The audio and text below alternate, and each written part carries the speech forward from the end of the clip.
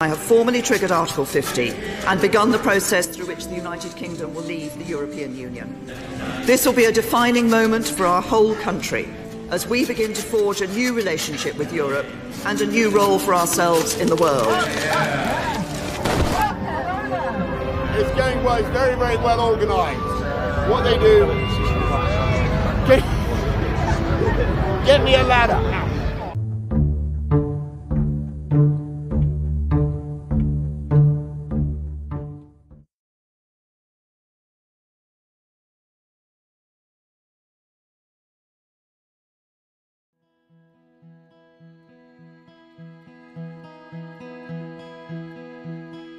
Well, I grew up in a Scotland where the decisions about our future are taken by the people who care most about Scotland, the people who live here.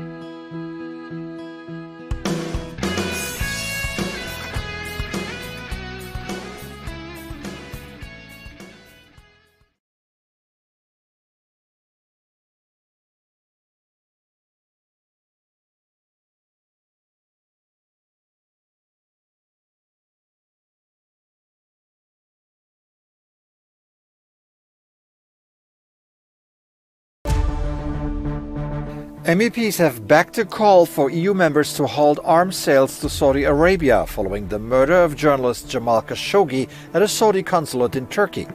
The non-binding resolution puts pressure on EU member states to follow Germany's lead in stopping arms sales.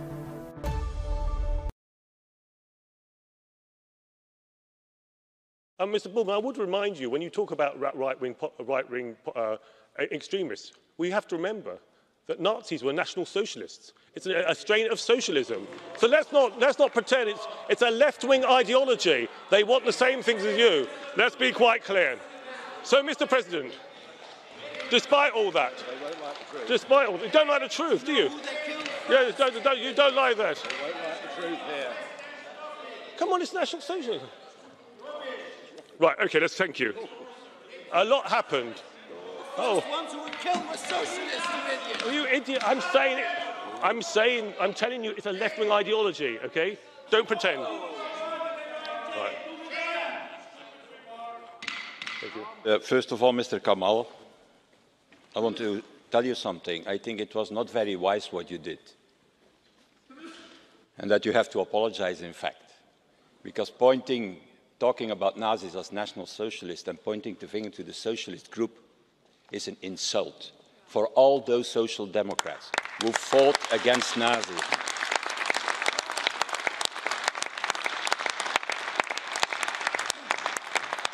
Who died in concentration camps. And I think it should be the best step from your side. For the Europe of Freedom and Direct Democracy Group, Mr. Farage. I think under Rule 164 of our revered procedures, I am allowed to respond to the comments you made as President of the Parliament, some of them personally insulting. Maybe you have a bit of a problem with your temper. I will ignore the personal comments you've made about me, but I will say this. We do seem this morning to be struggling just a little bit with our history. To claim, Mr. Tajani, that the European Union brought about the downfall of Nazism and Soviet communism isn't only laughable, it is very ungracious and deeply insulting to the United States of America, who made massive sacrifices so that Europe could be free twice in the 20th century, and to a slightly lesser extent, the United Kingdom, as 30,000 British dead in Italy will attest. So, you can claim what you want for the European Union, but please do not rewrite history. Mr. Tusk, I want to thank you for confirming that it was Theresa May that asked for the one-year extension to the transition period.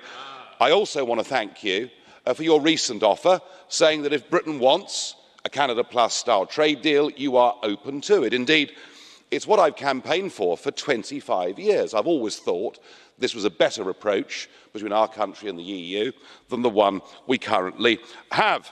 Now, every proposal, of course, seems to founder on this question of the Irish border, but given the slight state of panic that German industry is now getting itself into, and maybe that's not surprising because a WTO deal would lead to not just tariffs on German cars, but a weaker pound and probably a more competitive UK economy. So the time has come to look for answers. And the funny thing is, the answers are staring at us. Mr Juncker, in the Irish Parliament not so long ago, made it very clear there were no circumstances under which the European Union would impose a border. Indeed, Mr Varadkar, the Irish PM, not usually particularly helpful in the Brexit process, but even he has said under no circumstances will there be a hard border.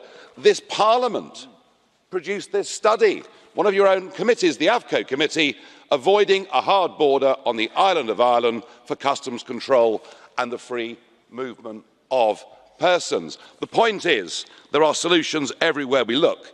The idea that somehow this border is an impediment, frankly, is a red herring. The problem, I'm afraid, is that there is a rogue element in these negotiations, a group of people who do not wish to see a solution, who've put up an immovable brick wall to stop us from breaking free. And I regret to